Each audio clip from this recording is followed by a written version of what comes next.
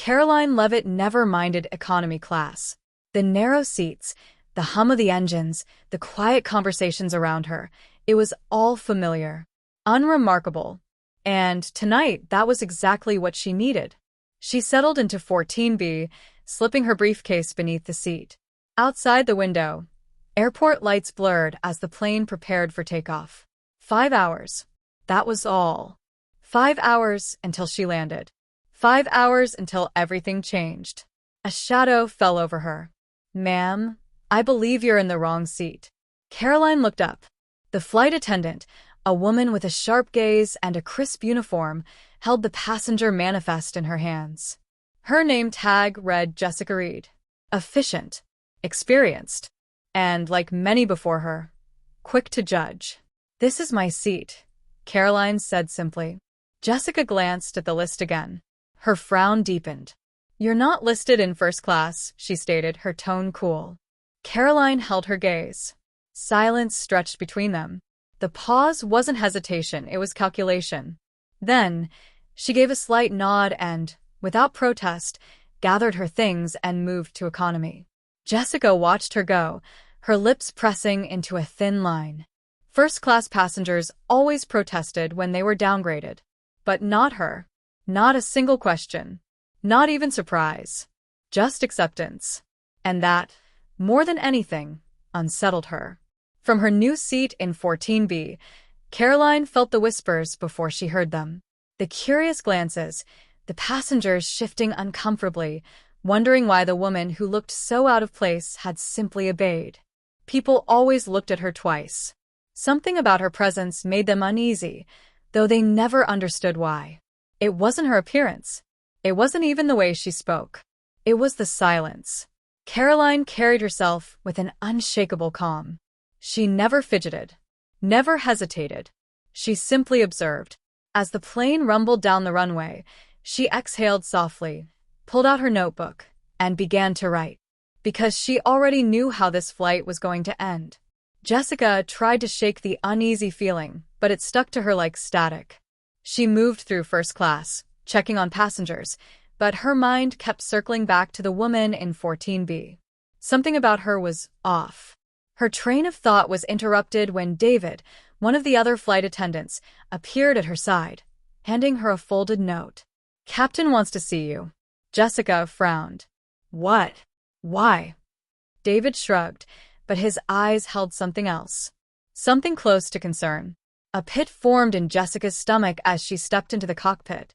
The door clicked shut behind her, sealing her off from the cabin.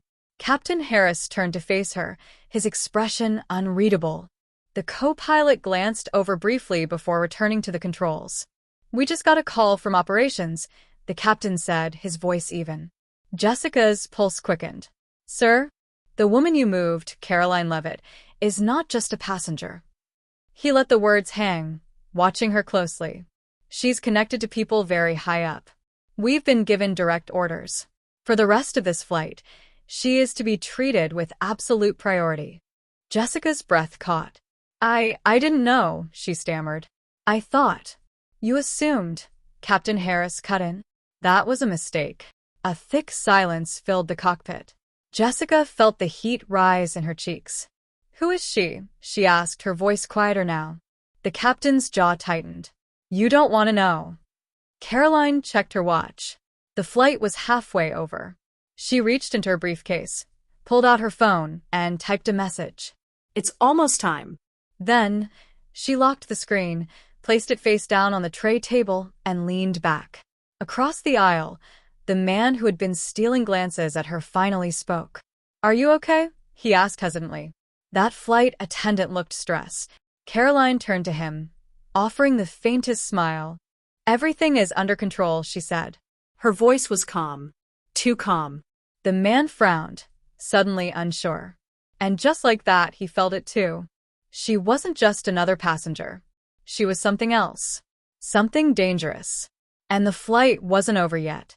Jessica gripped the galley counter, her hands trembling. David leaned beside her, watching carefully. "What's going on?" he asked, his voice low. Jessica hesitated. Then, barely above a whisper, she said, "The woman I moved." The captain just told me she has connections. David's expression darkened. Important ones? Jessica nodded. David let out a low whistle. Then you screwed up, he muttered. People like that? They don't let things slide.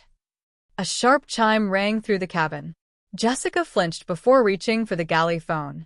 She pressed it to her ear, her fingers unsteady. This is Jessica, she answered. Captain Harris's voice came through, steady but final. Operations has issued a new order. You are to personally ensure Miss Leavitt is comfortable for the remainder of the flight. And you are to apologize. Jessica's breath hitched. Apologize? This wasn't just a suggestion. It was an order. She hung up, her stomach twisting. She grabbed a tray, poured a glass of soda, and steadied her hands before stepping into the aisle. She had to fix this. Each step toward 14B felt heavier than the last. Karoline looked up as Jessica approached, her expression unreadable. The air between them thickened. Jessica forced a smile. Miss Leavitt, she said, her voice barely above a whisper. I wanted to personally apologize for earlier. A small silence stretched between them. Then Karoline gave a single nod. Not arrogant, not smug, just assured. As if she had known this moment was coming. As if she had planned it all along. Jessica set the glass on the tray table, her hand unsteady. Karoline took it without a word, bringing the drink to her lips. Her eyes never left Jessica. There was no anger in them. No malice. Just certainty. Jessica swallowed hard, then turned and walked away. She didn't dare look back. Because something told her Karoline Leavitt was not a woman to cross. And whatever had started in 14B was far from over.